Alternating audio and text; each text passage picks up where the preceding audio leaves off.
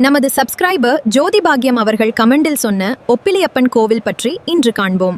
கும்பகோணத்திற்கு அருகில் இருக்கும் ஓப்பிலியப்பன் கோவில் 108 திவ்ய தேசங்களில் ஒன்றாகும். ஒப்பில்லாத பெருமாள் அருள் பாலிக்கும் புனித ஸ்தலம் இது. மார்கண்டேய முனிவர் மகாலட்சுமி தன் மகளாக பிறக்க வேண்டும் என்று கடுமையான தவம் செய்தார். முனிவரின் பக்தியால் மகாலட்சுமி துளசி செடியின் கீழ் குழந்தையாக அவதரித்தாள். மார்கண்டேய முனிவர் அந்த குழந்தையை தனது மகளாக அன்புடன் வளர்த்தார். ஒரு நாள் வயதான பிராமணர் வடிவில் மகாவிஷ்ணு ஆசிரமத்துக்கு வந்தார். உங்கள் மகளை திருமணம் செய்து கொள்கிறேன் என்று முனிவரிடம் கேட்டார். என் மகளுக்கு சமையலில் உப்பு கூட போடத் தெரியாது என்று முனிவர் பதில் கூறினார். உப்பில்லாத உணவாக இருந்தாலும் நான் மகிழ்ச்சியுடன் ஏற்றுக்கொள்வேன் என்று அவர் கூறினார். இத்தகைய தூய எண்ணம் கொண்டவரின் பக்தியைக் கண்டு முனிவர் வியந்து நின்றார். அந்த வயதான பிராமணரே மகாவிஷ்ணு என்பதை அறிந்த மார்கண்டேயர் பேரானந்தத்தில் மூழ்கினார்.